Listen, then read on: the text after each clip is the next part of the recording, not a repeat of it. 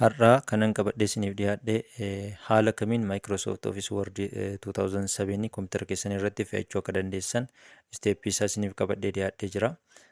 Jalqaba irratti Microsoft Office Word kana weebsaayitoota garaagaraa karaa firii ta'een buufachuudhaan itti fayyadamuu dandeenya. Fakkeenyaaf fileshare.com kan jedhuu fi getintopc.com kan jedhu irraa karaa firii ta'een argachuu ni dandeessu jechuudha. Akka amma argaa jirtan kana fileshare irratti Microsoft Office Word kan jedhu barreessuudhaan sarchi gochuudhaan daawunlood gootanii itti fayyadamuu dandeessu jechuudha.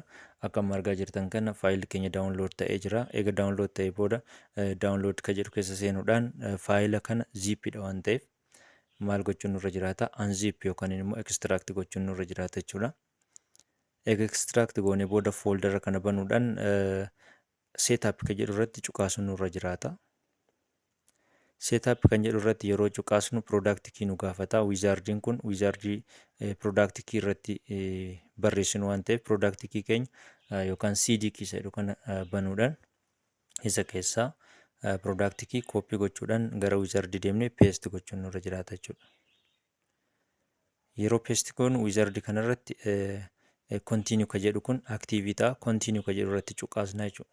Kontiiniyuu kan jedhu irratti yeroo cuqaasne booda inni itti aanu haala instaaleeshinii itti geggeessinu karaa lama jira jechuudha. Inni jalqabaa maalidha? Full instaaleeshinii fi custom instaaleeshin kan jennu jira. Full instaaleeshin yeroo jennu paakeejii sooftiweerii keessa jiru kan Microsoft Office keessa jiru guutumaan guututti fe'uu yoo barbaanne instaal kan jedhu kan jalqabaa kanarra cuqaasna. Custom goonee paakeejii barbaannu bichaa keessaa fe'uu yoo barbaanne immoo customize kan jedhu kanarratti cuqaasuudhaan Microsoft Office keenya gara kompiitara keenyaatti fe'uu dandeenya jechuudha. An amma fakkeenyaaf kanan isinitti agarsiisu full instaaleeshiniidha. Isa jalqabaa instaaleeshin kan jedhu kanarratti kan cuqaasee booda akka amma argaa jirtan kanatti instaaleeshiniin ni jalqaba jechuudha.